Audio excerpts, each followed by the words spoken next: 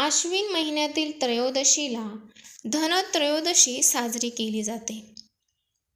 या सणाला धनतेरस किंवा धनत्रयोदशी असे म्हणतात.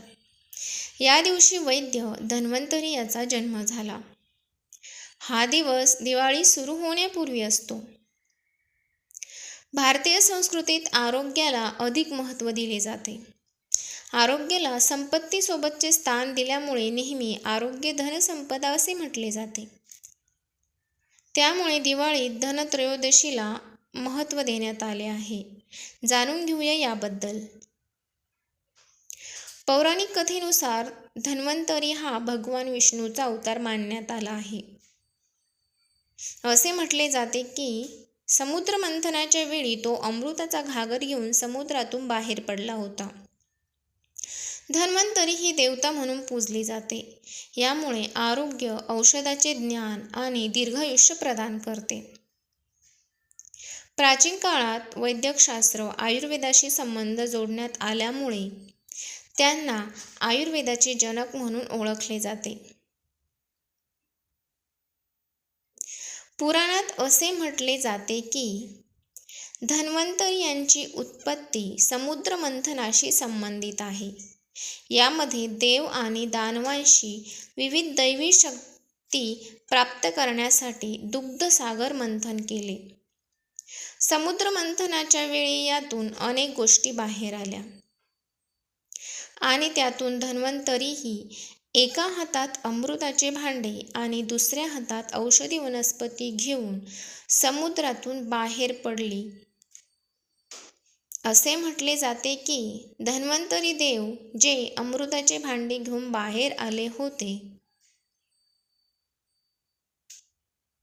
त्याची मागणी देव आणि दानवांनी केली होती, कारण त्यावेळी ते अमरत्वाचे वरदान देऊ शकते. भगवान धन्वंतरीचा अवतार आयुर्वेदाच्या सुरुवातीशी जोडलेला आहे, कारण त्यांनी यावेळी अनेक औषधांचे ज्ञान दिले. यामागे शरीर, मन आणि आत्मा यांचा समतोल साधून रोग टाळणे किंवा बरा करणे असा त्यांचा उद्देश आहे. यानंतर आपण बघूया दुसरी दंतकथा. लक्ष्मी आणि भगवान विष्णू यांच्या संदर्भात एक कथा सांगितली जाते. ती अशी की एकदा भगवान विष्णू मृत्युलोकी जात होते. त्यावेळी लक्ष्मीने त्यांच्यासोबत जाण्याचा आग्रह केला. त्यांनी लक्ष्मीला मी सांगीन तसे वागशील तरच तुला मी घेऊन जाईल असे सांगितले. त्यावेळी माता लक्ष्मी तयार झाली आणि दोघे भूमंडलावर पोहोचले. भगवान विष्णू यांनी यापुढे तू आता मी परत येईपर्यंत येऊ नकोस असे लक्ष्मी यांना सांगितले आणि ते दक्षिण दिशेकडे जाऊ लागले. लक्ष्मींनी विष्णू यांनी दिलेला शब्द मोडला. त्यांचा पाठलाग करता करता त्या एका शेतात पोहोचल्या. तेथील पिवळ्या फुलांनी त्यांचे मन मोहित केले. त्यांनी त्याचा शृंगार केला. त्यानंतर त्या ऊसाच्या शेतात पोहोचल्या. तेथे ऊस तोडून त्यांनी खाल्ला. भगवान विष्णू परत येत असताना त्यांना लक्ष्मी शेतात दिसल्या. शेतातल्या शेतकऱ्यांच्या मेहनतीची कमाई तोडून खाताना पाहिल्यामुळे भगवान विष्णू क्रोधित झाले. त्यांनी लक्ष्मी मातेला श्राप देत ते क्षीरसागरात निघून गेले. 12 वर्षांचा शेतकऱ्याकडे राहण्याचा हा श्राप होता. त्यामुळे लक्ष्मी माता शेतकऱ्याकडे राहू लागली. लक्ष्मी मातेच्या वास्तव्यामुळे त्याच्या घरात सुख, समाधान, पैसा, अडका, संपत्ती सगळे काही आले. 12 वर्षानंतर जेव्हा लक्ष्मी मातेला घेण्यासाठी भगवान विष्णू आले त्यावेळी शेतकरी लक्ष्मी मातेला जाऊ देत नव्हता. त्यावेळी त्यांनी लक्ष्मी ही चंचल असते, ती एका ठिकाणी कधीच थांबू शकत नाही असे सांगितले. पण तरी देखील शेतकरी लक्ष्मी मातेला सोडत नव्हता. अखेर लक्ष्मीने शेतकऱ्यांना उद्या तेरसचा दिवस आहे, उद्या घर स्वच्छ कर, रात्रीच्या वेळी तुपाचा दिवा लाव, एका तांब्याच्या भांड्यात पैसे ठेवून तू त्याची पूजा कर. तुला मी त्यावेळी दिसणार नाही, पण माझ्या पूजेमुळे तुझ्या घरात अखंड संपत्ती राहील. त्या दिवसापासून धनत्रयोदशी म्हणजेच धनतेरस म्हणून हा दिवस साजरा केला जातो. वर्षभर कोणतेही आर्थिक संकट येऊ नये, घरात पैसा अडका असावा यासाठी ही पूजा केली जाते.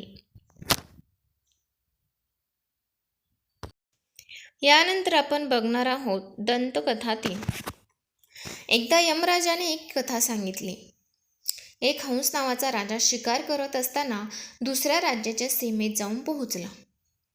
दुसऱ्या राज्याच्या राजाने हंस राजाचे स्वागत केले, त्याचे आदरातिथ्य केले.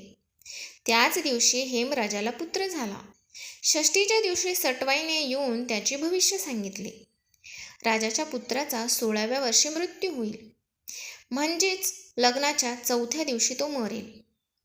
हे ऐकून राजा व्याकुळ झाला. त्याने आपल्या पुत्राला मृत्यू येऊ नये म्हणून एका गुहेत लपवून ठेवलं. विधिवत सगळ्या गोष्टी घडत असल्यामुळे राजपुत्राचा वयाच्या 16व्या वर्षी हंस राजाच्या मुलीशी विवाह झाला. त्याचे प्राण घेण्यासाठी यमराज तिथे गेले. लग्नाच्या 4थ्या दिवशी त्या मुलाचा सर्पदंशाने मृत्यू झाला. त्यावेळी एवढ्या आनंदाच्या दिवशी अनर्थ कोसळलेला पाहून यमराजालाही दुःख झाले. असा प्रसंग कोणावरही येऊ नये म्हणून त्यांनी धनत्रयोदशीपासून 5 दिवस जो दीपदान करेल त्याला अपमृत्यू येणार नाही असे सांगितले. म्हणूनच हा दिवस साजरा केला जातो.